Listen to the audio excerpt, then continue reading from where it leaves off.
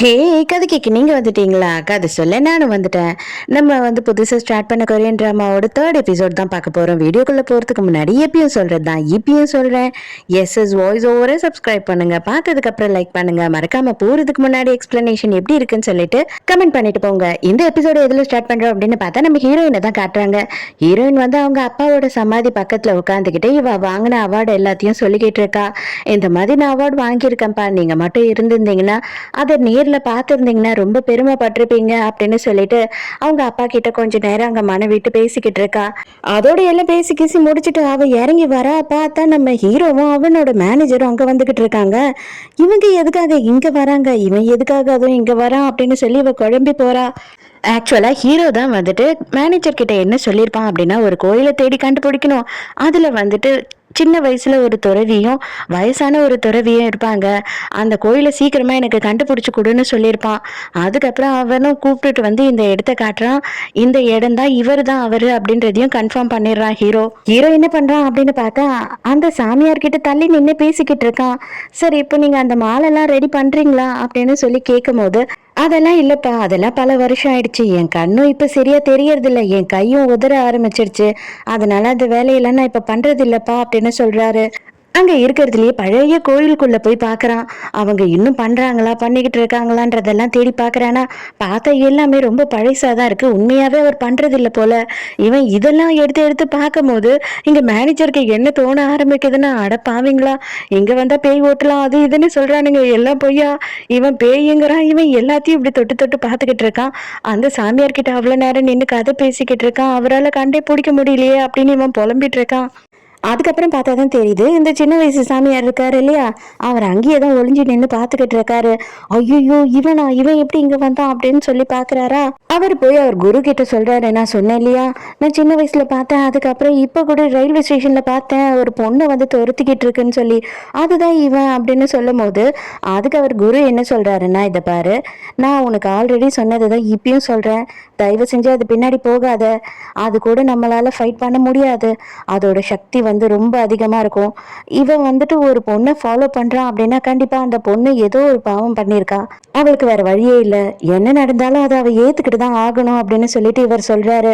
நம்ம ஹீரோயினுக்கு அவளோட சீஃப் ஃபோன் பண்றாரு. நீ எங்க இருக்க அப்படின்னும் போது, ஆஃபீஸ்க்கு தான் வரேன் அப்படின்னு சொல்றான். அதெல்லாம் ஒன்றும் தேவையில்லை, நீ நான் சொல்ற ஷூட்டிங் ஸ்பாட்டுக்கு போயிடு, உனக்கு இன்னைக்கு அங்கதான் டியூட்டி போட்டிருக்காங்க அப்படின்னு சொல்லும் போது, என்னது ஷூட்டிங் ஸ்பாட்லயா, அங்க எதுக்கு நான் போகணும் அப்படின்னு கேட்குறா. அதுக்கப்புறம் தான் தெரியுது இது எல்லாமே ஹீரோவோட வேலைன்னு சொல்லிட்டு இவ செம்ம காண்டாயிடுறா. நம்ம ஹீரோ அந்த டைமுக்கு அப்பதான் ஷூட்டிங் ஸ்பாட்டுக்கு வரான். வரும்போதே அவனுக்கு போன்ல மெசேஜ் வருது ஒரு அன்னோன் நம்பர்ல இருந்து. என்னன்னு பார்த்தா, நான் காங்க கிட்ட தான் போக போறேன், இன்னைக்கு அவளை என்ன பண்ண போறேன்னு பாரு, ஆனா ஒண்ணு, நீ மட்டும் இப்ப உடனே உன்னோட காரண்ட வந்துட்ட அப்படின்னா நான் அங்க போக மாட்டேன், நீயும் நானும் பேசியே தீர்த்துக்கலாம் அப்படின்னு சொல்லும் போது இவனுக்கு என்ன தோணுதுன்னா, ஒருவேளை இத பண்றது ஹானா இருப்பான் அப்படின்ற மாதிரி சந்தேகம் வருது. இப்பதான் ஹீரோ அங்க இருந்து போன உடனே ஹீரோயின் தேடுறா, இவன் எங்கதான் போனா, இப்பதானே உள்ள நுழைஞ்சான் அப்படின்னு சொல்லிட்டு இவ தேடிக்கிட்டு இருக்கா. அதே நேரத்துக்கு மின்ஹோவை காட்டுறாங்க. அவன் போலீஸ் ஸ்டேஷன்ல இருக்கான். போலீஸ் என்ன சொல்றாங்க அப்படின்னு பார்த்தா, அன்னைக்கு ஹீரோ கார்ல மயங்கி போனான் இல்லையா, மயங்கி அதுக்கப்புறம் அந்த கார் கூட தண்ணி உள்ள இறங்கிடுச்சு, அது ஆக்சிடென்ட்டே கிடையாது, இது அவனை கொலை பண்றதுக்கு யாரோ ட்ரை பண்ணிருக்காங்க அப்படின்னு சொல்றாங்க. அதை பார்த்த உடனே மின்ஹோ பயங்கர டென்ஷன் ஆயிடுறான். ஹீரோயின் என்ன பண்றா அப்படின்னு பார்த்தா, ஹீரோவை தேடிக்கிட்டு ஹீரோவோட கார் அண்டு நின்னுக்கிட்டு இருக்கா.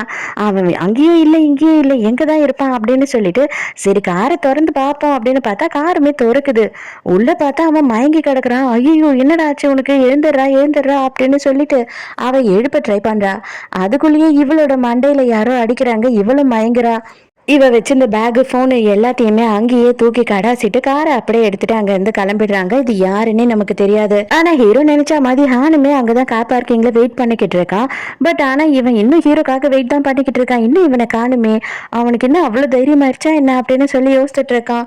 அப்ப பார்த்தா சடனா போலீஸ்காரெல்லாம் இவனோட காரை சுத்தி வளைச்சிடுது. இவனுக்கு ஒண்ணுமே புரியல, என்னடா நடக்குது இங்க அப்படின்னு சொல்லிட்டு இவன் முழிச்சுக்கிட்டு இருக்கான்.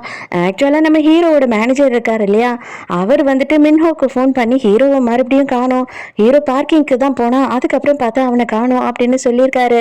அதனால நேரா இவர் என்ன பண்ணியிருக்காருன்னா, போலீஸ் எல்லாரையும் இங்க கூட்டிட்டு வந்திருக்காரா. அதுக்குள்ள இவன் நின்றுட்டு இருக்கதை பார்த்த உடனே இவன் மேல டவுட் வந்தது அவங்க அண்ணாக்கு. ஏன்னா நைட்டு கூட பிரச்சனை பண்ணியிருப்பான் இல்லையா, கல்லெல்லாம் விட்டு எரிஞ்சு, எங்க எங்கடா ஜுன்ஹோ எங்க அப்படின்னு சொல்லிட்டு அவர் சண்டைக்கே போறாரா. போலீஸ் தடுத்துறாங்க. என்னதான் ஆச்சு, எதுக்காக நீ இங்க நின்னுக்கிட்டு இருக்க, நீ அவங்க வீட்டாண்ட போய் பிரச்சனை பண்ணியா இல்லையா அப்படின்னு சொல்லி கேட்கும் போது அப்பதான் மேனேஜர் வந்து ஹீரோயினோட பேக் போன் எல்லாமே அங்க கடந்தது அப்படின்னு சொல்லி எடுத்துட்டு வந்து குடுக்குறாரா.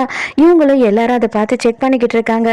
ஹீரோயின் மட்டும் மயக்கம் தெளிஞ்சு எழுந்துடுறா. அதுக்கப்புறம் ஹீரோ பார்த்தா அவன் மயக்கத்திலேயே இருக்கான். டே எழுந்துடுறான்னு குரல் கொடுக்குறா. பட் ஆனா அவன் எழுந்துக்கிற மாதிரியே தெரியல.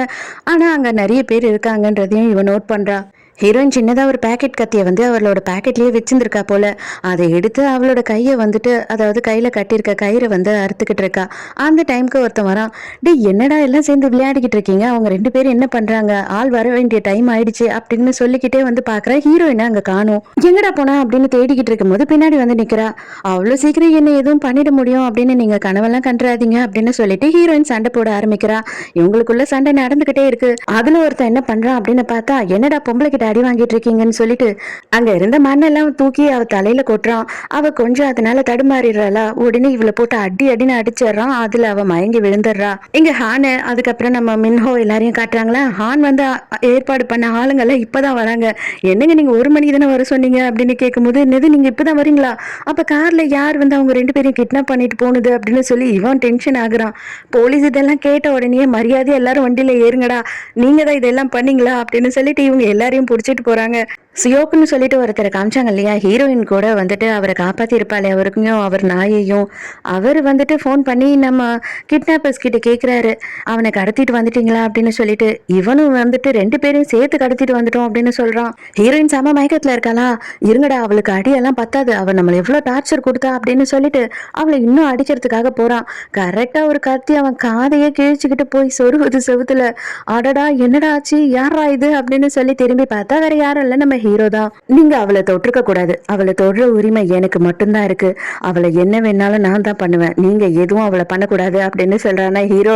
நீ வேற சும்மா தூங்கிட்டு இருக்க வேண்டியதானே கொஞ்ச நேரம் அப்படின்னு சொல்லிட்டு இவனை அடிக்க ஆரம்பிக்கிறாங்க. இவனை அடிக்க முடியுமா என்ன, ஒருத்தரையும் தூக்கி பதற விட்டு பந்து அடிக்கிட்டு இருக்கான். கடைசியா அந்த கேங்குக்கு லீடர் மாதிரி ஒருத்தர் இருந்தான் இல்லையா, அவன் கழுத்தை பிடிச்சி நெரிக்கிறான்.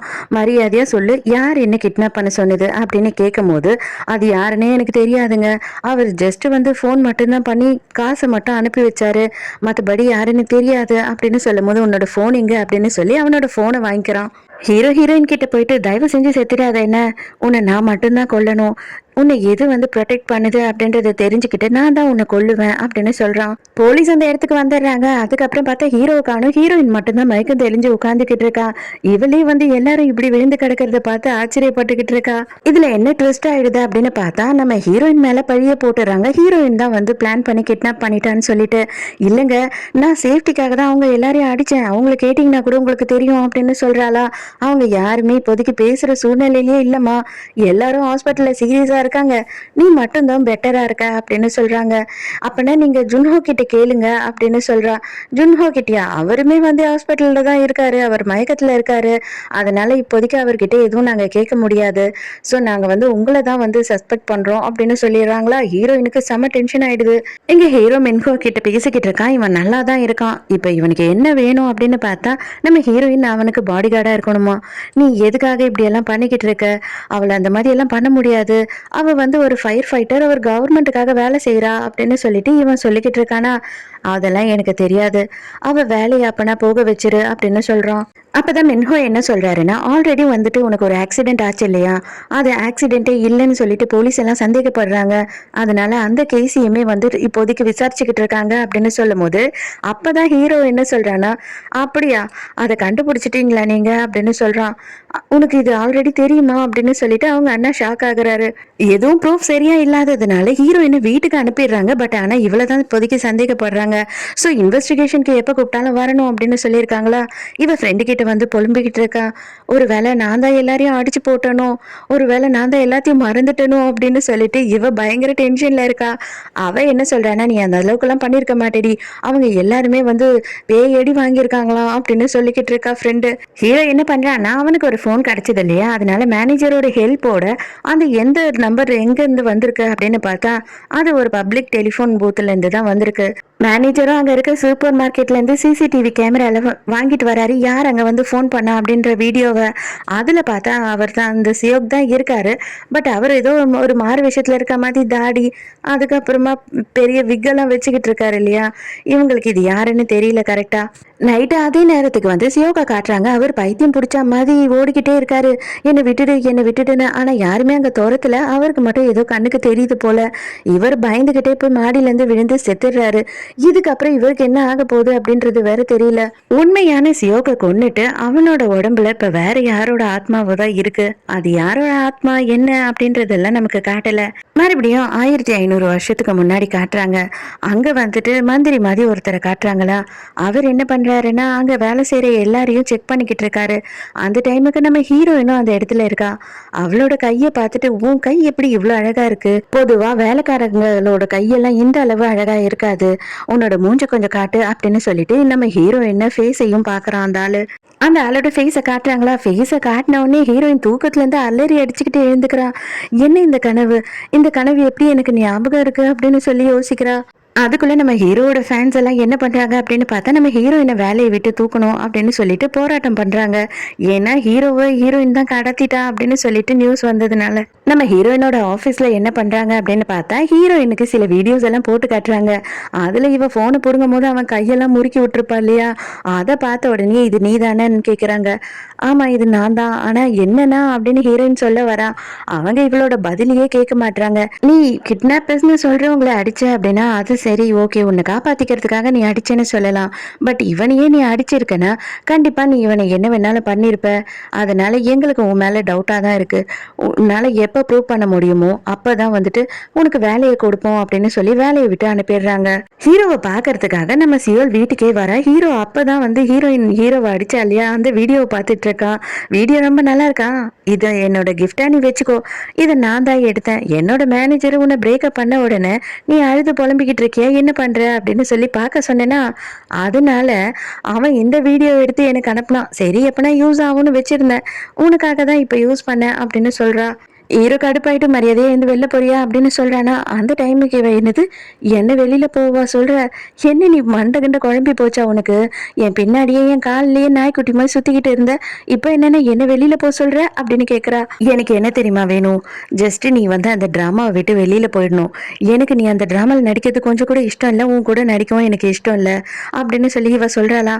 அதுக்கு நம்ம ஹீரோ என்ன சொல்றானா, இது பாரு நீ என்னென்ன பண்ண அப்படின்றது எனக்கும் தெரியும், நீ ரொம்ப வாய் பேசினேன்னு வச்சுக்கோ, எல்லாத்தையும் நான் போட்டு கொடுத்துருவேன் அப்படின்னு சொல்றான். எதை பத்தி நீ பேசிக்கிட்டு இருக்க அப்படின்னு இவ கேக்குறா. உண்மையான ஜோன் இருக்கா இல்லையா, அவனுக்கு ஒரு ஆக்சிடென்ட் கூட ஆச்சு, தண்ணி உள்ள போனான்னு காரோட. அந்த டைமுக்கு என்ன இருக்குன்னா இவகிட்ட தான் போன்ல பேசிக்கிட்டு இருந்திருக்கான். தயவு செஞ்சு இந்த ஒரே ஒரு சான்ஸை மட்டும் எனக்கு கொடு, மேபி இதுதான் என்னோட லாஸ்ட் டிராமாவா கூட இருக்கலாம், அதனால இதுல நான் நடிக்கணும்னு ஆசைப்படுறேன் அப்படின்னு சொல்லும் போது, இது பார் நான் உன்னை வந்து எப்பயோ பிரேக்கப் பண்ணிட்டேன், என்ன இந்த மாதிரி டார்ச்சர் பண்ணிக்கிட்டு இருக்காத, நாங்க ஆல்ரெடி ரிஹர்சல் எல்லாம் பார்த்துட்டோம், நானும் ஹானும் நாங்க 2 பேர் தான் சேர்ந்து நடிக்க போறோம், நாங்க நடிப்புக்கு மட்டும்தான் ரிஹர்சல் பண்ணிருப்போம், நீ நினைக்கிறியா என்ன அப்படி இப்படின்னு சொல்லி இவனை ரொம்ப கஷ்டப்படுத்தி பேசியிருக்கா. அந்த டைமுக்கு கார்ல யாரோ ஒளிஞ்சிட்டு இருந்து அவங்க தான் வந்து இவன் கழுத்துல மயக்க மருந்தே போட்டிருக்காங்க.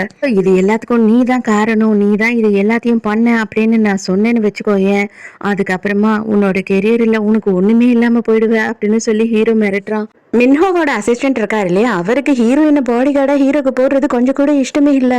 அவ வந்து அவன் கையை பிடிச்சி திருகி ஒடிச்சிருக்கா. அது மட்டும் இல்லாம எந்த நேரமும் அவன் கிட்ட சண்டை தான் அவ போட்டிருக்கா. அவளை வச்சிட்டு இருக்கிறது வந்து ரொம்ப ரிஸ்க்கு, அவ தான் கிட்னாப் பண்ணான்னு வேற போலீஸ்க்கு சந்தேகமா இருக்கு அப்படின்னு சொல்றாரா. அதுக்கு நம்ம மின்ஹோ, அவனுக்கு அதுதான் வேணும் அப்படின்னா நான் இப்ப என்ன பண்ண முடியும்னு நீங்க நினைக்கிறீங்க, அவன் என்கிட்ட கெஞ்சிரான் அதுக்காக அப்படின்னு சொல்லும் போதுதான் அவன் ஒரு சீனை காட்டுறாங்க. அவன் வந்து அண்ணா நீ எனக்காக இது கூட செய்ய மாட்டியா அப்படின்னு கட்டி பிடிச்செல்லாம் சீன் போட்டிருக்கான். அதனாலதான் நம்ம மென்ஹோ வந்து இந்த அளவு இதுவாயிட்டாரு. ஹீரோவை விசாரிக்கிறதுக்காக 2 போலீஸ்காரங்க ஹீரோ வீட்டுக்கே வராங்க. ஹீரோ வந்து மூஞ்சு கொடுத்து கூட பேச மாட்டான். அவங்க வந்து பெரிய ஆக்டர் ஆச்சே அப்படின்னு கொஞ்சம் ஜாலியா பேசலாம்னு நினைக்கிறாங்க. இவன் தான் அப்படியே சிடுமூஞ்ச காமிச்சுக்கிட்டே இருப்பான் இல்லையா, அதே மாதிரி நின்றுகிட்டு இருக்கான். அப்ப அவங்க 2 பேருமே வந்து எங்களுக்கு ஒருத்தவங்க மேல டவுட்டா இருக்கு, அதாவது 2 ஸ்பாட்லயுமே அவர் இருந்திருக்காரு, அவரை பத்தி உங்களுக்கு தெரியுமா அப்படின்னு சொல்லி போட்டோவை காட்டி கேக்குறாங்க. அது வேற யாருமே இல்ல, சியோக்கு தான் அது. அந்த ஆளு தான் வந்து அந்த 2 இடத்துலயுமே இருந்திருக்காரு. ஹீரோ இதை பார்த்த உடனே இவன் இவன் தானே அந்த டெலிஃபோன் பூத்தில் பேசிக்கிட்டு இருந்தான் அப்படின்றது ஹீரோக்கு தெரிய வருது. பட் ஆனால் இவங்க கிட்ட அதை பற்றி எதுவும் சொல்ல மாட்டான். அதே நேரத்துக்கு நீங்கள் காங் கிட்ட பேசுனீங்களா, அவங்கள வந்து வேலையை விட்டு தூக்கிட்டாங்க, அதுக்கப்புறம் அவங்க கிட்ட பேசலான்னு ட்ரை பண்ணுறோம், அவங்க ஃபோனையும் எடுக்க மாட்டாங்க, அதுக்கப்புறமா சுவிட்ச் ஆஃபே பண்ணி வச்சுட்டாங்க அப்படின்னு சொல்கிறானா. இப்போ ஹீரோக்கு வந்து கொஞ்சம் பயமாயிடுது, அவளுக்கு ஒரு வேலை எதனா ஆயிருக்குமோ அப்படின்னு. ஹீரோயினை பார்க்கறதுக்கு போயே ஆகணும் அப்படின்னு சொல்லி கிளம்புறானா. அப்போ வந்து மேனேஜர் என்ன சொல்கிறானா, சார் உங்கள் ஷர்ட்டு பூராவும் ரத்தமாக இருக்குது, அன்னைக்கு நீங்கள் போட்டுட்டு வந்த ஷர்ட்டு கழட்டி இதில் வச்சுருக்கீங்க, இதை நான் என்ன பண்ணட்டும் அப்படின்னு கேட்குறான். டேய் இப்போ ஃபஸ்ட்டு காரை எடுடா, எனக்கு அவளை பார்த்தே ஆகணும், இதை என்ன பண்ணுவியோ அதுக்கப்புறமா நீ இதை யோசித்துக்கோ அப்படின்னு சொல்லி தூக்கி கடாசிடுறான்.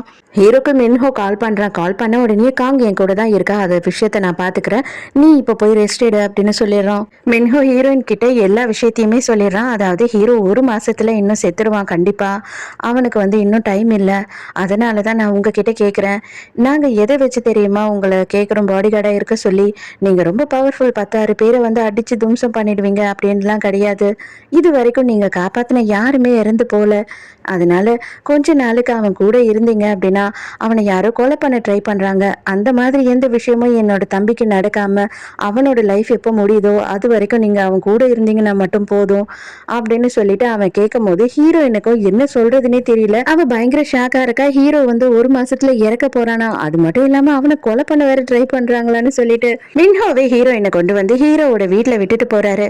இவளும் உள்ள வந்து ஜுன்ஹோ எங்க இருக்குன்னு கூப்பிட்டு குரல் கொடுத்துக்கிட்டே இருக்கா. அவன் குரலே கொடுக்கல. ஐயோ இவனுக்கு என்னடா ஆச்சு, மறுபடியும் மயங்கி கேங்கி விழுந்துட்டானா அப்படின்னு சொல்லி இவளுக்கு டென்ஷனா இருக்கு. அதுக்கப்புறம் இவனோட வீட்டில் அந்த கல்லுங்களை வச்சு டெக்கரேட் பண்ணி வச்சிருப்பான் இல்லையா, அதில் ஹீரோயின் அப்படியே பொறுமையாக நடந்து போறா. பார்த்தா ஹீரோ அங்கேயே தான் நின்றுக்கிட்டு இருக்கான். எதுக்காக நீ குரல் கூட கொடுக்காம நின்றுட்டு இருக்க, என்னவோ ஆயிடுச்சு உனக்குன்னு நான் நினச்சி பயந்துட்டேன் அப்படின்னு சொல்லும் போது, நீ கூட தான் ஃபோனை அட்டன் பண்ணவே இல்லை, உனக்கு கூட தான் ஏதோ ஆயிடுச்சோன்னு நினச்சி நான் பதறிட்டேன் அப்படின்னு ஹீரோ சொல்கிறான். நீ எனக்காக பயந்துட்டியா, இதெல்லாம் நம்புற மாதிரியா இருக்கு அப்படின்னு ஹீரோயின் கேட்கும் போது, அப்போ இதே வார்த்தையை நானும் கேட்கலாம்ல அப்படின்னு சொல்கிறான். நான் சொன்னேன்ல நான் என்னோட பெட்டில் வின் பண்ணுவேன்னு சொல்லிட்டு, அதே மாதிரி நான் வின் பண்ணிட்டேன், உன்னை எங்கேயும் போக விடலை, உன்னை என்கிட்டயே வர வச்சுட்டேன் பாத்தியா அப்படின்னு சொல்கிறானா. அப்போ தான் ஹீரோயின் கேட்குறா, எல்லாமே உண்மையா, உண்மையாவே உனக்கு ஒரு மாசம்தான் இருக்கா, உன்னை எல்லாரும் கொலை பண்ண ட்ரை பண்றாங்களா அப்படின்னு சொல்லி கேட்கும்போது, ஆமா இது எல்லாம் உண்மைதான், ஆனா நீ ஏன் கூட எவ்வளோக்கு எவ்வளோ நாள் இருக்கியோ அவ்வளோக்கு அவ்வளோ நாள் எனக்கு வந்துட்டு மரணம் தள்ளி போகும்ல அப்படின்னு சொல்லி கேட்குறான்.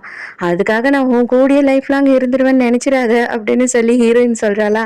அதுக்கு உடனே ஹீரோ, சரி சரி ஜஸ்ட் எனக்கு தேவை ஒரு மாசம் தான், அந்த ஒரு மாசம் டைம் எனக்கு இருந்தா போதும் அப்படின்னு சொல்லி கேட்குறான். ஹீரோ மனசுக்குள்ள கண்டிப்பா இந்த ஒரு மாசத்துல இதை எல்லாத்தையுமே முடிச்சு வச்சிடுவேன், நானும் போக வேண்டிய இடத்துக்கு போயிடுவேன் அப்படின்னு சொல்லிட்டு அவன் நினைக்கிறான். அதாவது ஹீரோயினை கொண்டுடணும்னு நினைக்கிறான். அதோட மறுநாள் மென்ஹோ வந்து நம்ம ஹீரோயின் கூட கான்ட்ராக்ட் சைன் பண்றாரு. உனக்கு எவ்வளோமா பணம் வேணும் அப்படின்னு கேட்கும் போது, எனக்கு பணம்லாம் எதுவும் வேண்டாம், என்னோட வேலை தான் எனக்கு ரொம்ப முக்கியம், அதுவும் அந்த வேலை தான் எனக்கு ரொம்ப முக்கியம், தயவு செஞ்சு நீங்க எனக்கு என் வேலையை மட்டும் திருப்பி கிடைக்கிற மாதிரி பண்ணீங்கன்னா போதும் அப்படின்னு சொல்றா. அதோட பார்த்தா மறுநாள் காலையில ஹீரோ வந்து ஷூட்டிங்க்கு போயிட்டு இருக்கான். இவ ஓடி வந்து கொடை பிடிக்கிறா. யாருடா அது வந்து கொடை பிடிக்கிறது நமக்கு அப்படின்னு ஹீரோ பாக்குறானா. அவளோட ட்ரெஸ் எல்லாம் வித்தியாசமா இருக்கு. அவன் அப்படியே மேலையும் கீழே ஏற இறங்க பார்த்துக்கிட்டு இருக்கான். தயவு செஞ்சு இந்த மாதிரி எல்லாம் பார்க்காத, எனக்கே என் மேல கான்ஃபிடென்ட் இல்லாம போயிடுது, இந்த ட்ரெஸ் எனக்குன்னு அவ்வளவு கேவலமாவா இருக்கு அப்படின்னு சொல்றான். அவன் பதிலே சொல்லாம அங்க இருந்து போயிடுறான். ஹீரோயின் ரெஸ்ட் ரூம்ல இருக்கும் போது அங்க வந்துட்டு இந்த சைடு ஆக்டர்ஸ் எல்லாம் இருப்பாங்க இல்லையா, அவங்க எல்லாம் வந்து ரெடி ஆயிட்டு இருக்காங்க. அப்ப அவங்க எல்லாருமே வந்து நம்ம ஜுன்ஹோவை பத்தி தான் பேசுறாங்க. என்ன பேசுறாங்க அப்படின்னு பார்த்தா, நான் ஒரு நாள் வந்து ஜுன்ஹோ கூட சேர்ந்து ஒரு நாடகம் நடிக்கிறதா இருந்ததா, அந்த டிராமாவோட ரிஹர்சலுக்கு போயிருந்தேன், அதுவும் வந்து ஒரு ஹிஸ்டாரிக் டிராமா தான், அதுல வந்து தூய தமிழ் பேசுவோம் இல்லையா, அந்த மாதிரி தூய கொரியனை தான் பேச சொல்லியிருக்காங்க போல. அவன் வந்து 2 லைனை படிக்கிறதுக்கே 8 மணி நேரம் எடுத்துக்கிட்டானா. அதனால டைரக்டர் உடனே அவனை வேணவே வேணாப்பா, நாங்க வந்துட்டு இந்த ஒரே ஒரு டிராமாவை எடுக்கிறதுக்கு அதுக்கப்புறம் 18 வருஷம் ஆயிடும் அப்படின்னு சொல்லி அவனை ரிஜெக்ட் பண்ணிட்டாரு, அந்த வீடியோ கூட என்கிட்ட இருக்கு அப்படின்னு சொல்லி அதை காமிச்சு ஃபன் பண்ணிக்கிட்டு இருக்காளுங்க. இதை பார்த்த உடனே ஹீரோயின், ஐயோ இன்னைக்கு நம்ம வீட்டுக்கு போன மாதிரி தான் போல இருக்கே அப்படின்னு சொல்லி அவளும் டென்ஷன் ஆகுறா. இங்க ஹீரோவா, நான் இதெல்லாம் பண்ணவே மாட்டேன், என்னால முடியாது அப்படின்னு அடம் பிடிச்சிக்கிட்டு இருக்கான். ஆனா மேனேஜர், தயவு செஞ்சு இந்த ஹெல்ப் பண்ணுங்க ப்ளீஸ் அப்படி இப்படின்னு கெஞ்சிக்கிட்டு இருக்கான். ப்ரொடியூசரை கரெக்ட் பண்ணி மின்ஹோ வந்து ஹீரோவை செலக்ட் பண்ண வச்சுட்டான். பட் டைரக்டர் ஒத்துப்பாரா? இதெல்லாம் முடியவே முடியாது. அவனுக்கு 2 வார்த்தை கூட தூய கொரியன்ல பேசவே வராது. அதுக்கப்புறம் இவனை வச்சுக்கிட்டு நான் எப்படி இந்த நாடகத்தை எடுத்து முடிப்பேன் அப்படின்னு சொல்லி அவர் வந்து சத்தம் போட்டுக்கிட்டு இருக்காரு. ஆனா மின்ஹோ வந்து ரொம்ப தெளிவா இருக்கான். ஆல்ரெடி செலக்ட் பண்ணியாச்சு, எல்லாருக்கும் இன்ஃபார்ம் பண்ணியாச்சு, நீங்க வந்து இதை பண்ணிதான் ஆகணும் அப்படின்னு சொல்றானா. சரி பாப்போம், எல்லாரும் எதிர்க்கும் இன்னைக்கு அவன் ஸ்கிரிப்டை படிக்கட்டும், அதுக்கப்புறமா அவனுக்கு இருக்கு அப்படின்னு சொல்லிட்டு அவர் அங்கிருந்து கிளம்புறாரு. இப்ப மின்ஹோக்கும் என்ன டென்ஷன்னா, இவன் வந்து தூய கொரியன்ல பேசவே மாட்டான், அவனுக்கு படிக்க கூட தெரியாது. இப்ப என்னடா பண்றது அப்படின்னு ரொம்ப டென்ஷனா இருக்கான். மேனேஜர் என்ன பண்றாருன்னா, அவரால் இவனை கண்ட்ரோல் பண்ண முடியலன்னு சொல்லிட்டு நம்ம ஹீரோயினை அனுப்பிடுறாரு. அவனை எப்படியாவது பண்ணவை ப்ளீஸ் அப்படின்னு சொல்லிட்டு. என்ன நீ சொல்ற, போலாம் போலாம் நிக்கிட்டு இருக்க, என்னவோ எல்கேஜி குழந்தை ஸ்கூலுக்கு வந்த மாதிரி.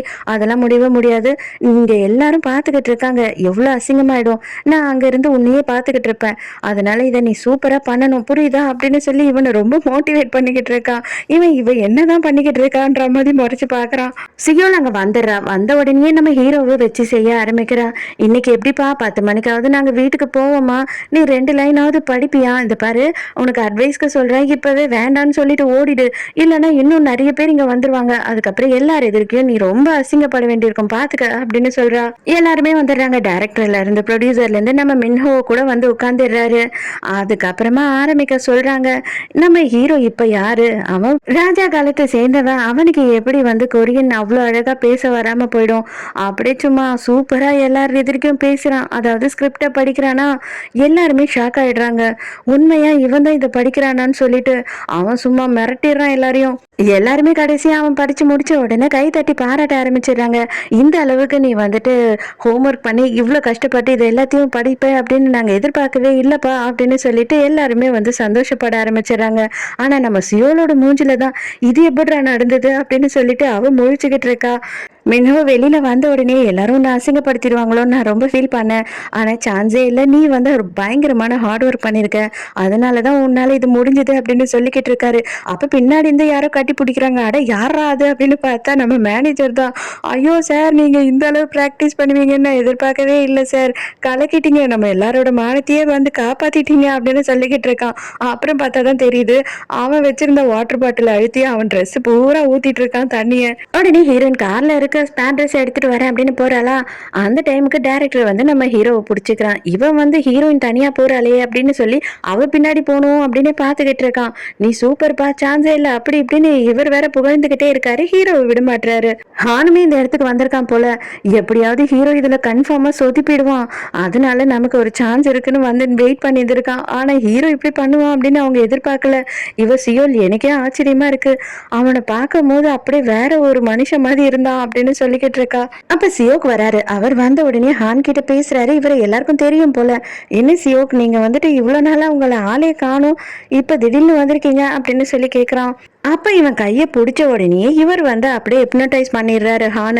ஹீரோயினை தேடிக்கிட்டு ஹீரோ அந்த இடத்துக்கு வந்துடுறான். அந்த டைமுக்கு ஹீரோயின் வந்து அவனோட ஷர்ட்டை பார்த்துடுறான். அந்த ஷர்ட்ல ஃபுல்லா ரத்தம் இருக்கும் இல்லையா. அப்போ உடனே அவ என்ன கேக்குறானா, இந்த ஷர்ட் தானே நீ அன்னைக்கு போட்டுட்டு இருந்த அப்படின்னு கேக்குறா. இவன் உடனே அது என்னோட ஷர்ட்டே இல்லை அப்படின்னு சொல்றான். போய் சொல்லாத, கண்டிப்பா நான் டிஎன்ஏ டெஸ்ட் எடுத்து பாத்துருவேன் அப்படின்னு சொல்றான். எனக்கு நல்லாவே ஞாபகம் இருக்கு, அன்னைக்கு வந்துட்டு நீ ஃபுல் மயக்கத்துல இருந்து உன் கையும் காலும் கட்டி போட்டு வச்சிருந்தாங்க. அந்த டைமுக்கு உன்னோட ஷர்ட்ல எந்த கரையும் இல்ல, உன்னோட ஷர்ட்ல இவ்வளவு அளவு வந்து பிளட் ஆகிறதுக்கான சான்சஸும் கிடையாது, உண்மையை சொல்லு அப்படின்னு சொல்லி இவனை தொலைச்சுக்கிட்டு இருக்கா. இவனா செம்ம கடுப்பா குழவமா நடந்து போயிட்டு இருக்கான். நீ சொல்ல மாட்டேன், நானே வந்து போலீஸ் கிட்ட போறேன் அப்படின்னு சொல்லிட்டு அந்த ஷர்ட்டை எடுத்துக்கிட்டு கிளம்புறாளா. இவன் வேகமா வந்து அவளோட கையை பிடிக்கிறான். அவ்வளவுதான், அவ கையை பிடிச்ச உடனே இவன் மறுபடியும் வந்து தூக்கி அடிக்கப்படுறான். அப்பதான் ஹீரோ நோட்டீஸ் பண்றான். ஆக்சுவலா ஹீரோயின் கையில தான் ஒரு தாயத்து மாதிரி ஒண்ணு இருக்கு. அதை பார்த்த உடனே இதுதான் அப்பனா உன்னை இவ்வளவு நாளும் காப்பாத்திட்டு இருக்கு, இதுதான் உன்னை ப்ரொடெக்ட் பண்ணுது இல்லையா அப்படின்னு சொல்றான். அப்பதான் பழைய விஷயத்த காட்டுறாங்க. ஆக்சுவலா வந்து மாலையா தானே வந்து அந்த குட்டி பையன் இவளுக்கு போட்டு விட்டுருப்பான். எல்லாரும் என்ன அசிங்கப்படுத்துறாங்க, நான் இதை போட்டுக்க மாட்டேன் அப்படின்னு சொல்லிட்டு அதை அவ தூக்கி போட்டு அறுத்துடுறா. ஆனா அவங்க அப்பா என்ன பண்றாருன்னா, இவளுக்கு எப்படின்னா தெரியாம இதை வந்து இவளோட கிட்டேயே வச்சிருக்கணும் அப்படின்னு சொல்லி சில மணிங்களை மட்டும் அவரால் பொறுக்க முடிஞ்சதை மட்டும் பொறுக்கி எடுத்து வச்சுக்கிறாரு. எங்க ஹிப்னோடைஸ் ஆனவன் வந்து என்ன பண்றான்னு பார்த்தா கார் எடுத்துக்கிட்டு வரான் வேகமா. ஏ ஜுன்ஹோ, உன்னை கொல்லாம விட மாட்டேன்டா அப்படின்னு சொல்லிட்டு ஹீரோயின் தான் அதை பாக்குறா. ஹீரோவை ஓடி வந்து தள்ளி விட்டுட்டு இவன் நின்னுடுறா. இவளுக்கு நல்லா அடிபட்டுடுது. அவ்வளவுதான், தூக்கி அடிச்சிடுது காரு. ஹீரோ அப்படியே பக்கத்துல வந்து உட்காந்து பாக்குறானா, அவளுக்கு அப்படியே மண்டையில பூரா அடிபட்டு பயங்கரமா ரத்தம் வந்துகிட்டு இருக்கு. அவன் என்ன சொல்றானா, நான் என்ன சொன்னேன் உன்கிட்ட, வேற யாரோட கையாலையும் சாக கூடாது, அந்த சான்ஸ் எனக்கு மட்டும்தான், நான் தான் உன்னை கொல்லணும்னு நான் சொன்னேனா இல்லையா, சாகாத காங், நீ சாக கூடாது அப்படின்னு சொல்லிட்டு இவன் புலம்பிக்கிட்டே இருக்கான். ஹீரோயின் அப்படியே ஹீரோவை கண்ணை திறந்து பார்த்துட்டு அப்படியே டோட்டலாக மயங்கிடுறா. ஸோ இதோடய இந்த எபிசோட் முடியுது. இந்த எபிசோட் உங்களுக்கு பிடிச்சிருந்ததா, என்னோட எக்ஸ்பிளனேஷன் பிடிச்சிருந்ததான்னு சொல்லிட்டு மறக்காம எனக்கு கமெண்ட்ல சொல்லுங்க. ஸோ நாளைக்கும் மறக்காம கதை கேட்க வந்துருங்க. நானும் மறக்காம கதை சொல்ல வந்துடுறேன். பாய்.